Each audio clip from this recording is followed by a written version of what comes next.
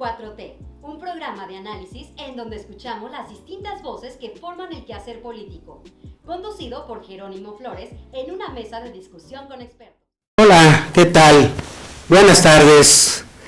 Le damos la mejor de las bienvenidas a este su programa de Ecos de la 4T. Como siempre, qué gusto poder saludarlos a todos ustedes. Esperamos y le deseamos que en donde quiera que se encuentre, esté teniendo una muy bonita tarde. Hoy es jueves, día de Ecos de la 4T, y estamos transmitiendo desde la ciudad de Guadalajara, Jalisco. Sí, escuchó bien, desde Guadalajara, capital de Jalisco. Lo hacemos convencidos de que si alguien ahora tiene algo que decir o que hablar, este es el mejor momento. En la conducción, Jerónimo Flores González, y en la producción, Víctor, Jorge, Diego, Pamela, a quienes saludo. Se los llevaremos a todos ustedes con el mejor de los gustos. Mire, lo invitamos a que se quede con nosotros. Todos los integrantes del equipo, por supuesto ya conocidos por usted, le hemos preparado un muy buen programa. Y gracias, muchas gracias por brindarnos su atención y por apoyarnos. En un momento, comenzamos. Bien, miren, ya estamos iniciando por este año 2024 nuestros programas de Ecos de la 4T, y por supuesto que le doy la bienvenida para este año 2024 al profesor Gabino Berumen Cervantes, quien como siempre es integrante de este equipo y nos seguirá acompañando en nuestra programación que les llevaremos para todos ustedes este año. Profesor Gabino, feliz año y buenas tardes. Igualmente, el licenciado Jerónimo, y sobre todo, pues un feliz año a toda nuestra gentil audiencia, quienes nos siguen, pues nos sentimos muy complacidos de estar en Ecos de la 4T y siempre con el mejor de el ánimo y la disposición para que todo lo que aquí se vierta pues tenga utilidad, sobre todo para el análisis. Sí, profesor, el propósito precisamente es ese, seguir con nuestra programación, proponiéndole a nuestra audiencia a través de la diferente temática que generemos análisis, discusión, debate y sobre todo de manera objetiva y como lo hemos hecho también, ¿no? Transparente, directa y sin censura, lo que aquí platicamos. Sí, sobre todo porque eso enriquece el aspecto de una cuestión de proyección tanto política local como política nacional, y en la medida de que nosotros estemos contribuyendo en este espacio a que se genere esa dinámica, pues qué extraordinaria manera de que se nos da de hacerlo para poder seguir participando y sobre todo apoyando el proyecto de la Cuarta Transformación. Sí, fíjese, profesor, que afuera de cámaras, momentos previos a iniciar este programa, comentábamos lo vertiginoso que ha sido este sexenio de la Cuarta Transformación que se puso en marcha por virtud del triunfo de aquel 1 de julio del año 2018 y sí, posteriormente con la toma de protesta del presidente Andrés Manuel López Obrador el 1 de diciembre de ese mismo año, y que pues ya entramos ahora sí prácticamente al último tramo de el sexenio del presidente Andrés Manuel López Obrador.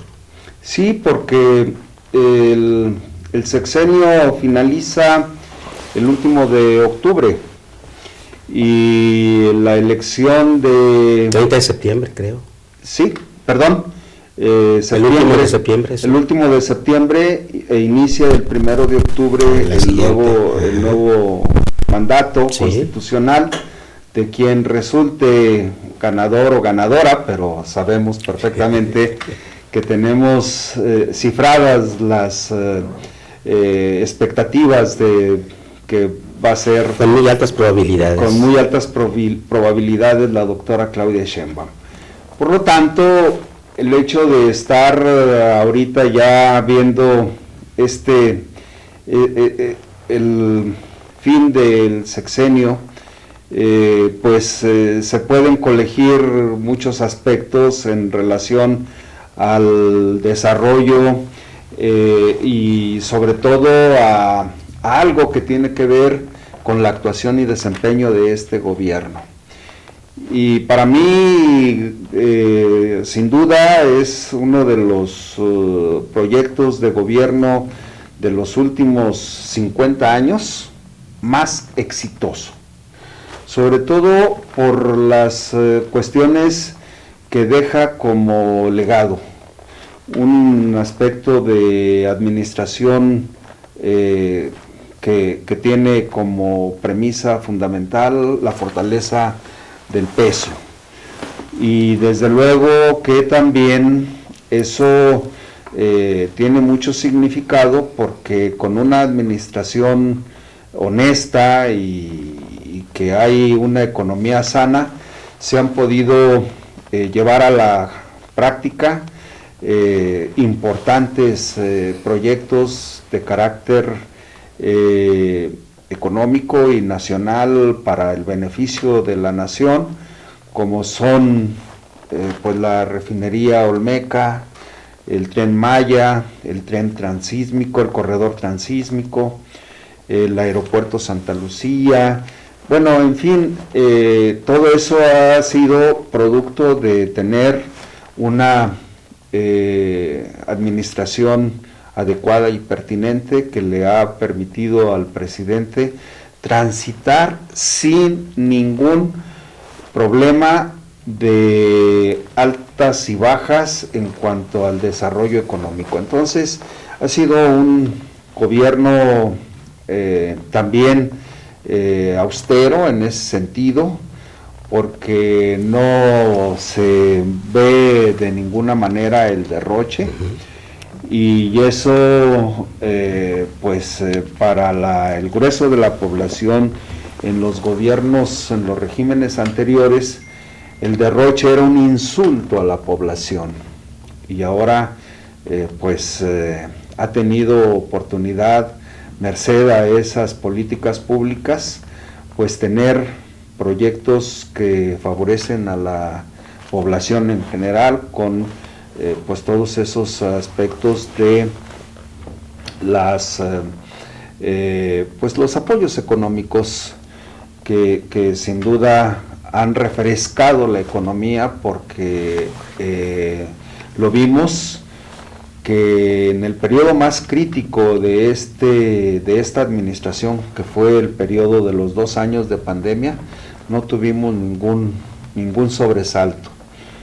Transcurrió la economía, si bien es cierto, no hubo un crecimiento económico, pero sí tampoco fue algo que se pudiera pensar en que estábamos en quiebra. Al contrario, se mantuvo la economía, se recupera y se empieza a ver lo favorecido en el 2022 la economía nacional.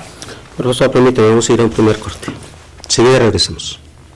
Qué bueno que continúa con nosotros, estamos de regreso con el profesor Gabino Berúnez Cervantes. Oiga, profesor, regreso a lo que nos decía de que usted encuentra una forma distinta de el actual gobierno con relación a lo sucedido en los gobiernos de 50 años por lo menos atrás. A lo mejor más de alguien le puede sonar descabellado o exagerado, pero a ver, profesor, en mi caso yo tengo 55 años. Ahí andamos casi, usted y yo. No, yo ya estoy en el 7º piso. Ok. Entonces, profesor Gabino, yo sí le puedo también, a juzgar por lo que hemos vivido, que sí comparto también, esa opinión suya, porque, híjoles, era tremendo lo que padecíamos en los sexenios anteriores, y máxime cuando se iba concluyendo uno de estos, y más cuando en el último año las altas, las crisis económicas, el encarecimiento en precios, gasolinazos. El año de Hidalgo. Y el año de Hidalgo. Sí, aprovechando este asunto de la etapa cronológica que nos ha tocado vivir, yo pues empecé a ver el desarrollo económico de nuestro país a partir de la década de los 60, en donde empecé a cobrar conciencia, etapa de la secundaria y luego ya en el propio desarrollo de mi actividad profesional. Entonces en los 70s pues yo pude advertir un gobierno como fue el de Luis Echeverría, en el cual se veía muy esperanzador, porque veníamos de un sexenio de Gustavo Díaz Ordaz que tenía como premisa fundamental la mano dura, la represión, y que se vivió el movimiento del 68. Entonces se veía muy esperanzador el gobierno de Luis Echeverría, con esa política tercermundista, y que se presumía y se asumía México como líder del tercer mundo, y ese afán de Luis Echeverría de querer verse como el adalid de ese proyecto del tercermundismo, de los países más desprotegidos y de los países en vías de desarrollo económico. Luego viene el periodo de José López Portillo, y es donde se empieza a recrudecer un problema muy marcado, que es el de la corrupción, a tal grado de que al final del sexenio se ve ya muy marcada la devaluación económica y las crisis económicas recurrentes que venía arrastrando su forma tan de manera muy vertiginosa a llevar a cabo esas políticas frívolas de López Portillo. A tal grado de que en el periodo de Miguel de la Madrid, su lema de campaña fue la renovación moral de la sociedad. ¿Por qué? Porque estaba muy desquiciado el asunto, sobre todo de la cuestión de las devaluaciones económicas producto de esa corrupción ramplona que se dio en el periodo de José López Portillo. Transita ese periodo con un grave problema de carácter económico, en donde surge una devaluación impresionante a tal grado de que en ese periodo, recordemos que se dieron que los billetes tenían 6 ceros, entonces sí. Pagábamos un refresco con miles de pesos. Así es. Entonces, sí. Ahí se veía el fenómeno de las devaluaciones. Luego con Carlos Salinas de Gortari estaba ese fenómeno que asustaba a la población en general, y bueno, pues el asunto era que había que mutilar esas cifras, quitándole los 3 ceros, para volver más o menos a una normalidad cambiaria. Entonces todos estos aspectos generaron pues un problema en la economía nacional, que también hay que decirlo, era un fenómeno internacional. Había la polarización de los dos bloques, el socialista y el capitalista. Por un lado la Unión Soviética, luego posteriormente la economía emergente de China, que llega con ese interés de desplazar a a todo lo que se pudiera pensar como que estábamos en un periodo de economía capitalista.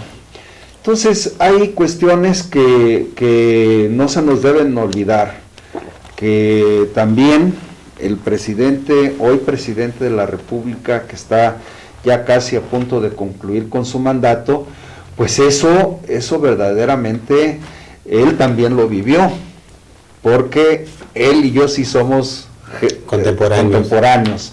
Sí, él es modelo 53 igual que yo. Muy bien. Entonces, eso de alguna manera, pues él también lo vivió, lo sintió, lo padeció, y por eso está tomando estas medidas. Profesor, permítame, vamos a ir a otro corte. Regresamos. Bueno, que sigue con nosotros, continuamos con la compañía del profesor Gavino Berumen con su participación semanal en nuestro programa de Ecos de la 4T. Oiga, profesor, pues entonces estamos ya pues más aproximados al momento culminante del proceso electoral. Está por casi concluir el periodo de precampañas, de acuerdo con la legislación electoral. Y pues el escenario está muy interesante. Sin duda. Desde las autoridades electorales, a saber el Tribunal Federal Electoral, el Poder Judicial de la Federación, como del Instituto Nacional del Electoral, el árbitro electoral, y no digamos también pues de los actores políticos de la vida partidista en nuestro país. ¿Qué esperar en este momento actual, como están las cosas, de cómo pueda culminarse, seguirse este proceso electoral y la culminación del mismo, profesor Gavino?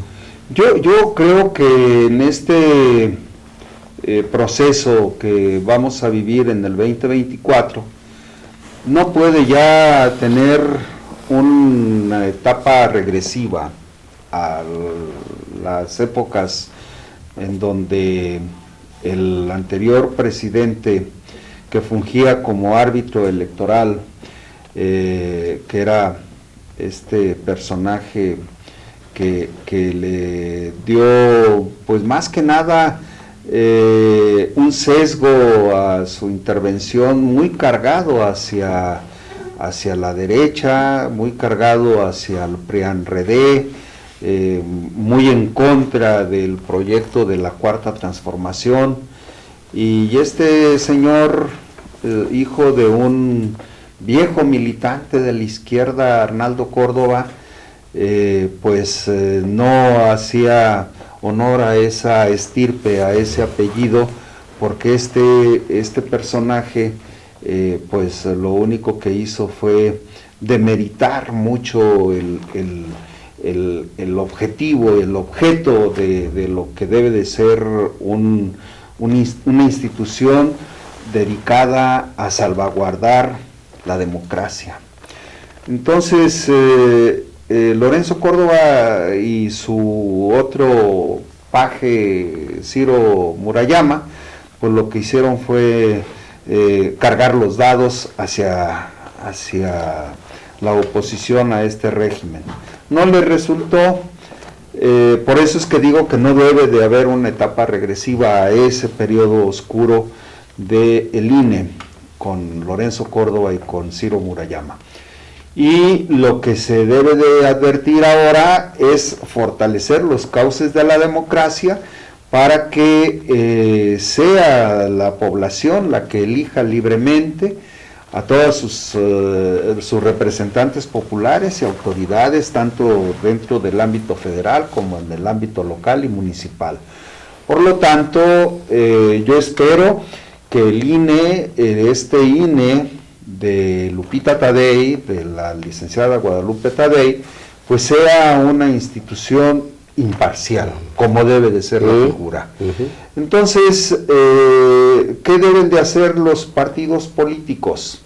También que se privilegie al interior de sus organizaciones el que deben de velar junto con la autoridad electoral el que haya elecciones libres y sobre todo que sean quienes vayan a ser los abanderados en cada uno de los cargos de elección popular, tanto al Congreso Federal como al Ejecutivo Federal, pues que sean quienes estén garantizando el que haya esa participación democrática, sin que haya ese golpeteo, porque lo único que vemos o escuchamos en los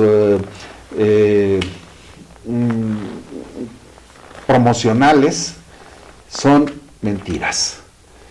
Yo escucho que este país está en la quiebra, que está al borde del precipicio, y lo que vemos es que hay paz, tranquilidad, un desarrollo económico, un desarrollo social fincado precisamente en que no hay esos desajustes dentro del ámbito ni laboral ni en el ámbito local, nacional e internacional. Vivimos en un pleno derecho de vivir en una democracia que cada día se fortalece más. Y hay que consolidarla. Hay que consolidarla porque no podemos dejar que venga más de lo que en el pasado le causó mucho daño a la población, porque pues el problema principal que vivimos en el pasado fue la corrupción, y eso no podemos de ninguna manera prohijarla, tenemos que cortarla por lo sano, y que las nuevas autoridades sean precisamente quienes van a ser los que garanticen que no haya corrupción en este país. Muy bien, profesor, permítanme otro corte. Muy breve, regresamos. Gracias por continuar con nosotros. Estamos de regreso con el profesor Gabino Berumen. Oiga, profesor, y ya en forma particular con relación a las precandidaturas a nivel nacional por los diferentes partidos y coaliciones, ¿cómo ve su desenvolvimiento de cada uno de ellos? Yo veo que la coalición Juntos Haremos Historia sigue muy firme, está pendiente a continuar con el proyecto que inicia el actual presidente, el licenciado Andrés Manuel López Obrador, y desde luego veo a una oposición minúscula. No creo que pueda quien fue considerada en un principio como el fenómeno llegue a ser quien le esté disputando con un 20% a la candidata de la coalición Juntos Haremos Historia. Creo que de ahí no va a pasar entre el 20 y el 25%. La oposición emergente, que es Movimiento Ciudadano, pues evidentemente con el traspiés que tuvo... ¿Los de la política nueva o cómo se...? Sí, es lo nuevo. Lo nuevo. Es lo nuevo. Los fosfo.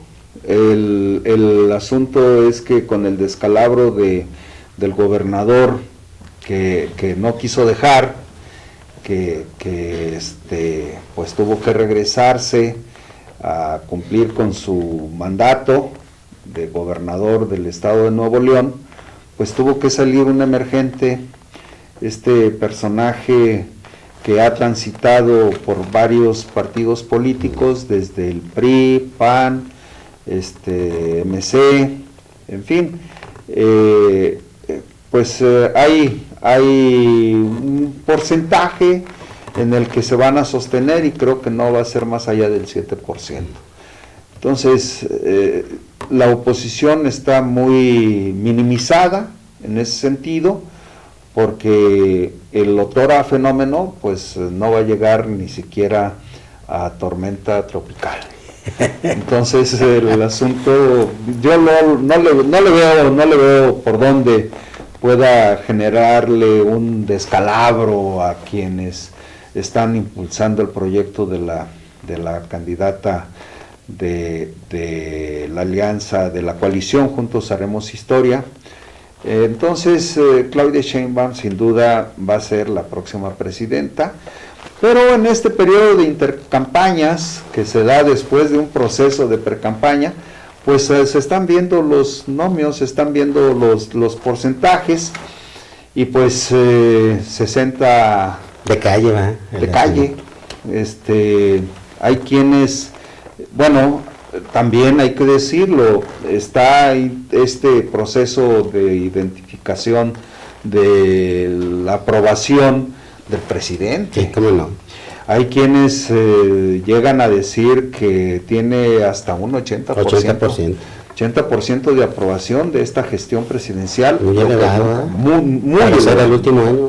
Para ser el último año. Cualquier líder, ¿verdad? No. De cualquier país lo quisiera tener. Así es. Entonces se mantuvo durante todo su periodo entre el primero y segundo lugar, que era el que ocupa el presidente, entre los 5 mandatarios a nivel mundial de una calificación muy aceptable.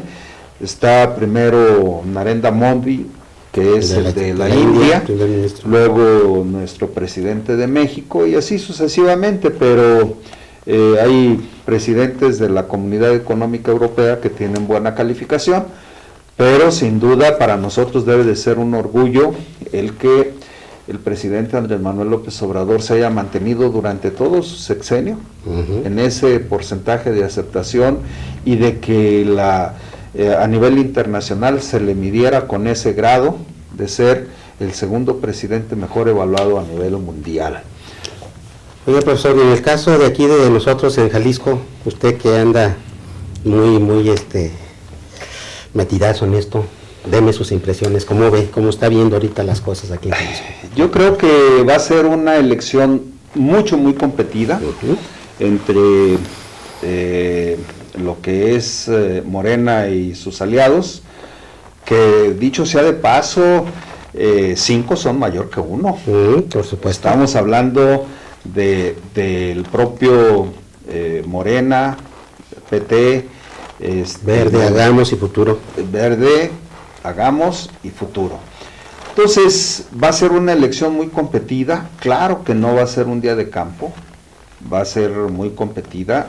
O sea, digo, no va a ser un día de campo para el MC, porque siempre se las dan de que ellos traen los números favorables, cuando no es así.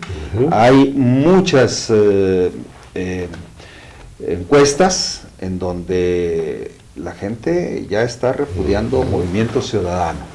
Entonces, el objeto de este análisis es que va a ser una elección muy competida, con muchas probabilidades de ganar, de ganarle al gobierno de Enrique Alfaro, porque él es quien está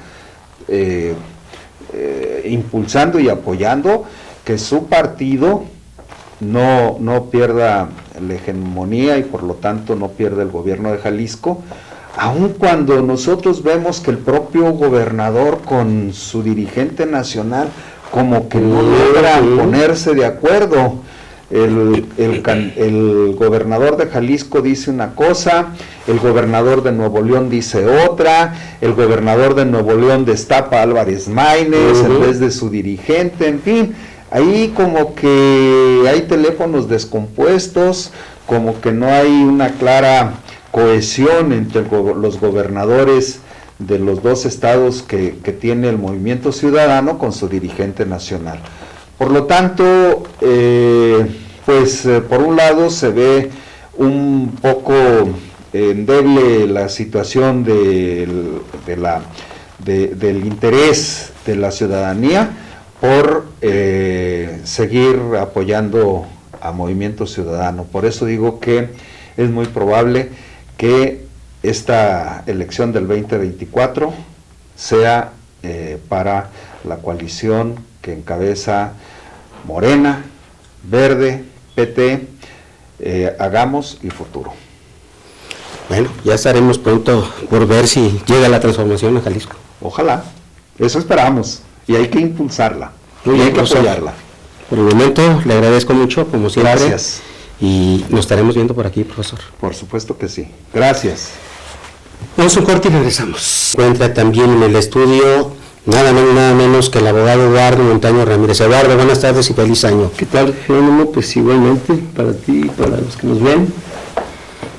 Que todo salga bien. Marcha y marche y marchará bien. Sí, sí, sí. Le toca a cada quien hacer que marche bien.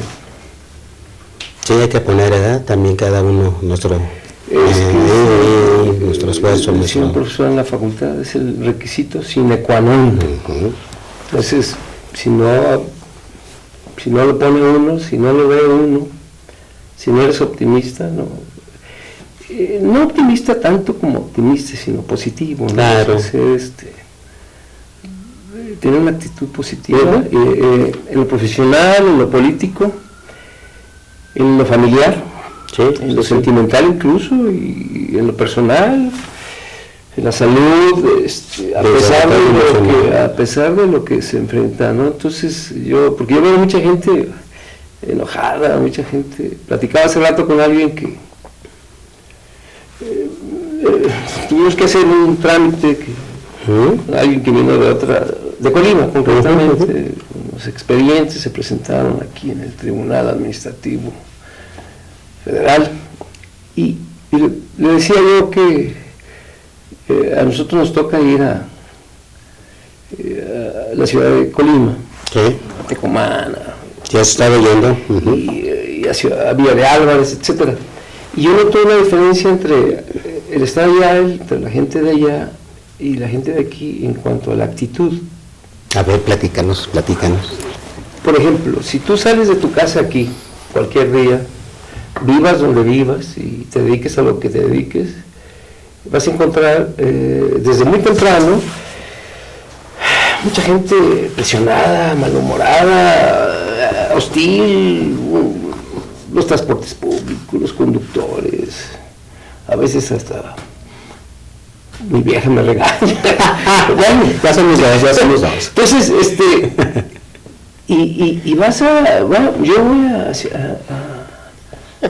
Colima y la gente aunque no te conozca, te saluda, no tiene desconfianza, vas a un restaurante y la gente no te conoce, provecho, ¿no? Te saluda, vas a donde quiera y no hay filas de gente.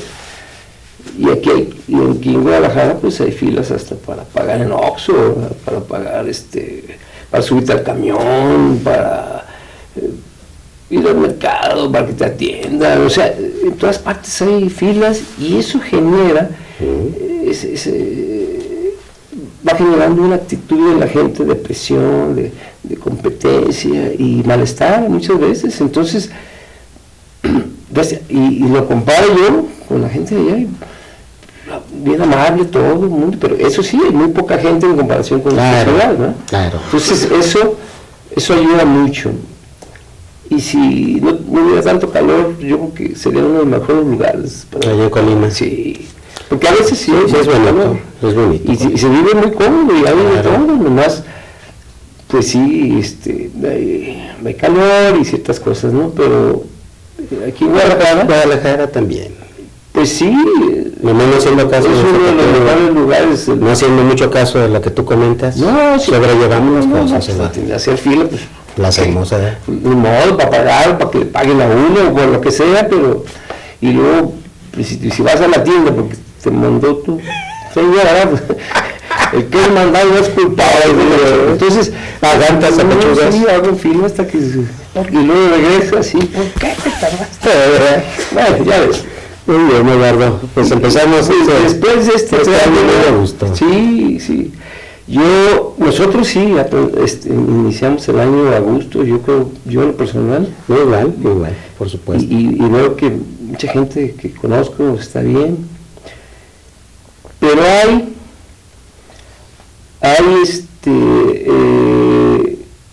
escenarios que nos damos cuenta, podemos observar que no todo es tan bonito, ¿no? Ni tan pacífico, ni tan bueno. Porque este año se inició afortunadamente para nosotros, para nuestro país, con los problemas a veces económicos, con los problemas a veces legales, con los problemas del frío, del climáticos, etcétera. Pero vivimos en paz. Claro. Vivimos en nuestra tierra y nadie nos quiere despojar de nuestra tierra, nadie nos viene a expulsar o a violentar. Pero hay lugares, y hay uno en especial, que desde hace 3 meses aproximadamente está viviendo una situación dramática ya, alarmantemente dramática, que es Palestina, y donde siguen muriendo continuamente, diariamente, cada hora, personas, niños, señoras, mamás, ancianos, hombres, jóvenes, de todo, incluso periodistas, camilleros, gente que trabaja en las ambulancias, en los hospitales, gente que trata de ayudar, sigue muriendo. Entonces, esa situación me hace hacer una reflexión de cómo en Palestina se conforma, junto con el Estado de Israel, pues en 1948, por ciertas gestiones y resoluciones en donde la ONU tuvo que ver.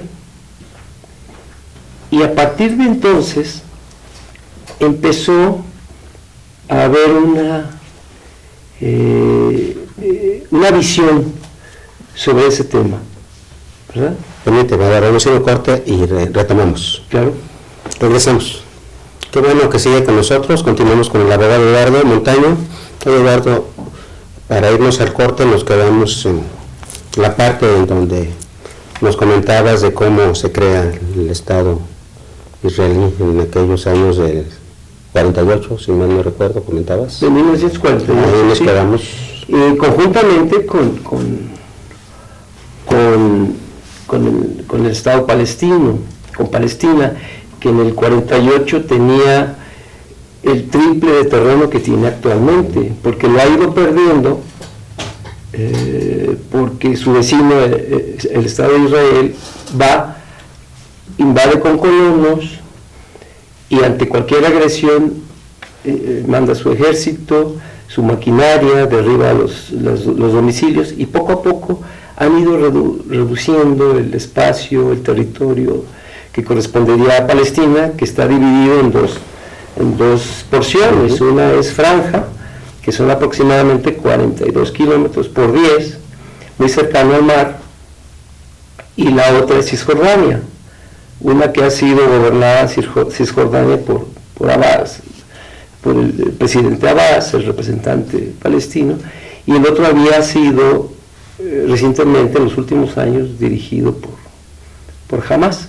Bien, es un grupo político que ganó las elecciones ahí y pues el cual desde hace tiempo, como a otros árabes, a otros grupos, a otros incluso países, se les ha denominado terroristas, pero no vamos a hablar de eso, sino que te quiero mencionar que a partir de la Segunda Guerra Mundial, que terminó en el 45, a los 3 años se forma el Estado de Israel, en virtud a que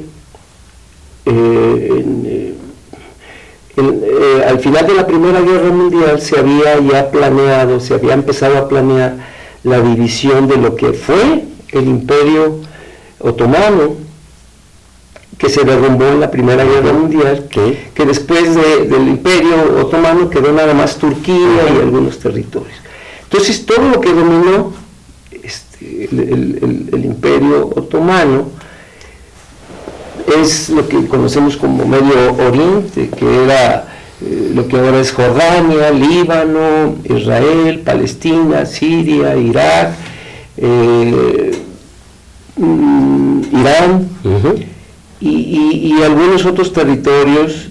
Entonces, en el 48 se forma Israel con un grupo de políticos y de judíos que pues, se denominaban sionistas, porque su deseo es conformar la patria, un país en donde vivan los judíos, ¿verdad? Que eso es en esencia el sionismo. Esos grupos que han formado, que han fundado su aspiración de una patria judía en lo que ellos llaman Israel, que fue, para ellos interpretan que les fue dado por Dios, por Yahvé, les fue entregado, y pues es un destino que esa tierra debe tener, que es de ellos. Por eso la intención y el deseo de expulsar a los palestinos, que tienen más años que todos ellos, ¿verdad? Entonces, eso genera lo que se conoce en la prensa, el conflicto árabe-israelí, que no es ninguna guerra, como lo hemos dicho aquí en pasadas sesiones. No es guerra porque pues, es un país que está confinado al interior de un terreno cercado, con bardas, que no pueden salir libremente los palestinos, ni recibir ayuda, ni salir, ni medicamentos, se dirigen con las leyes israelíes, no tienen ni siquiera un aeropuerto, no tienen aviones, no tienen una industria, una infraestructura, tienen granjas, siembran, y todos ellos con las políticas de expansión y de ocupación que ha practicado Israel con sus colonos, con el amparo de las leyes internacionales, más bien en desatención a las leyes internacionales, porque ninguna de las 62 resoluciones de la ONU han cumplido. Ahora, y es a lo que quiero referirme principalmente, incluso el Estado de Israel enfrenta acusaciones por crímenes y genocidio en la Corte Internacional, y Benjamín Netanyahu, que es su primer ministro, también. Quizá no pase gran cosa porque tienen un respaldo incondicional de los Estados Unidos, incluso les sigue mandando armamento, municiones, etc. Sin embargo, yo veía cómo a partir de su fundación, desde el 48, cómo en ciertos bastiones, vamos a decir, en ciertos lugares del mundo, por ejemplo, en Estados Unidos, el gran apoyo que se le daba, en la ONU, el lobby judío provocaba un gran apoyo, y con la ayuda de Hollywood se hicieron muchas películas que se diseminaron y generaron una imagen en el mundo como que Israel había sido víctima de los crímenes que los nazis cometieron contra sus antepasados, sus antecesores. Entonces se fue generando una visión sobre el Estado de Israel como si fuera una víctima, ¿verdad? Y en los 70 años de su existencia, 71, 72 años, se generó, con la ayuda de sus aliados, de los aliados de Estados Unidos, europeos, se ha generado una visión mundial sobre el Estado de Israel y su gobierno, ¿verdad? Me permite vamos a hacer un corte, regresamos. Estamos de regreso, gracias por seguir con nosotros. Oye, Eduardo, déjame regresarme porque me pareció interesante lo que comentabas de que está siendo sometido a juicio en la Corte Internacional, porque precisamente, no recuerdo si hoy o ayer, leía cierta información, principalmente de Sudáfrica. En Sudáfrica está llevándose el juicio, ¿no? Sí. Y bueno, aunque tú no le encuentras mucho gran peso, pero bueno, sobre todo es muy desesperante la situación que se vive ahí en esa zona, y sobre todo de parte del pueblo palestino, pero ¿qué esperar? ¿Qué esperas en sí de del resolutivo o de lo que pueda suceder de este juicio? Bueno, en primer lugar, el Estado de Israel no se va a someter a la Corte Internacional y no está siendo procesado ni está siendo juzgado. Hay acusaciones por parte de representantes de Sudáfrica, sí, y hay otras, hay intenciones de otros gobiernos y otros grupos internacionales de llevar a juicio a Netanyahu y pues al gobierno de Israel. Pero yo no creo, yo dudo que se ha sometido por el respaldo que Estados Unidos le da y sus aliados, que es la Comunidad Europea, que se encargan muy bien de hacer una manipulación de la información a nivel internacional, y sobre todo, por ejemplo, en la Comunidad Europea se están prohibiendo las manifestaciones que se han regado por todo el mundo. Se han prohibido las manifestaciones en favor del Estado de Palestina, en favor de Palestina, y que denuncian el genocidio, la limpieza étnica, los crímenes contra gente inocente, ¿no? Entonces yo no creo que por ahí vaya por el momento la respuesta. ¿Sabes dónde sí creo que es la respuesta? Yo veo esa respuesta que va a haber, que está empezando a haber en el mundo.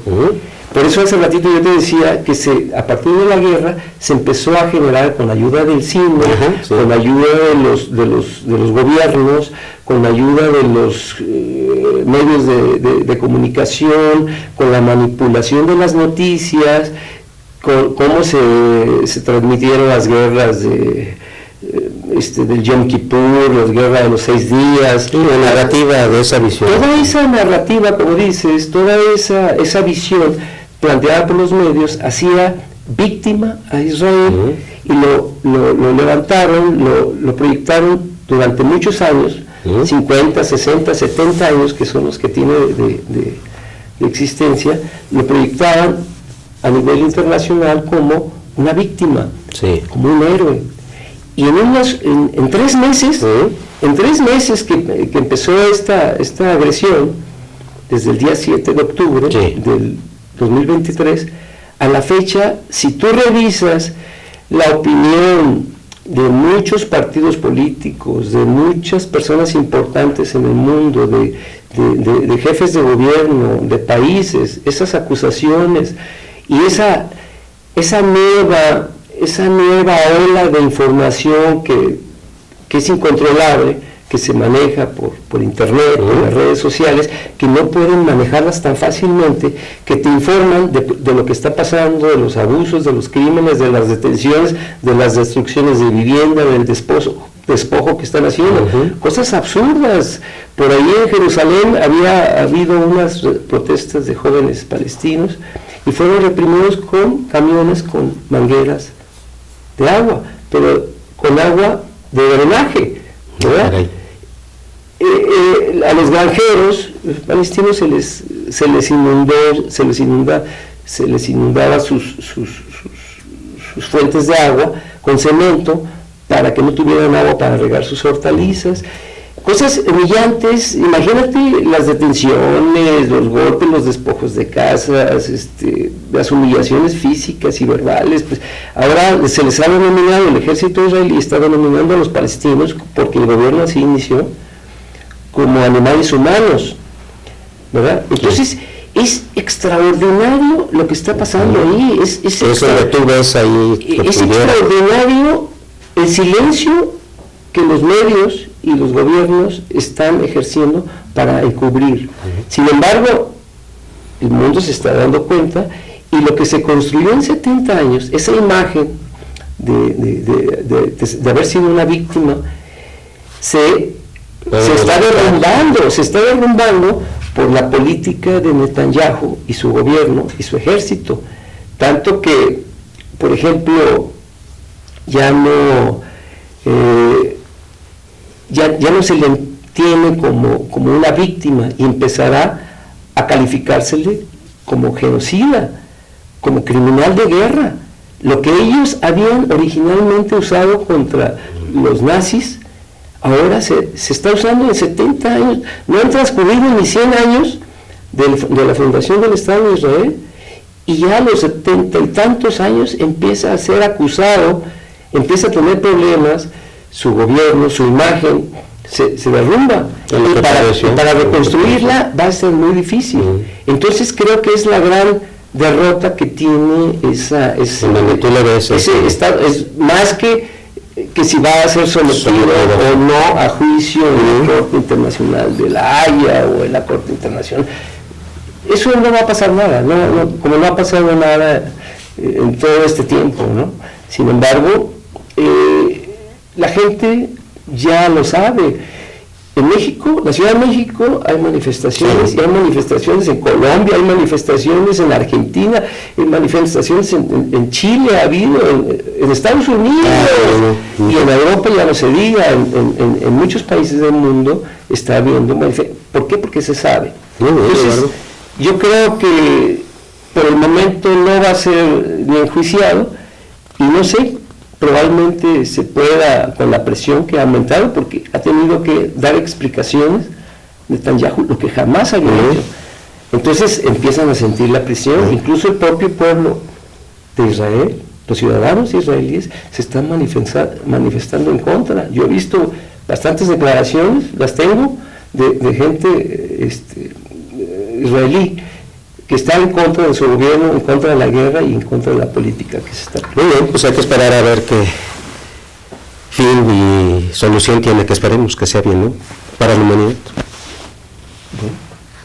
Eduardo, por el momento, muchas gracias por acompañarnos en este inicio. Hay para más, pero todos los programas, por supuesto, ¿te parece? Claro. Gracias, y gracias a nuestros amigos. De esta manera hemos llegado a la parte final de otro más de sus programas de Ecos de la 4T. Les recordamos que grabamos desde Guadalajara, Jalisco. Hasta la próxima.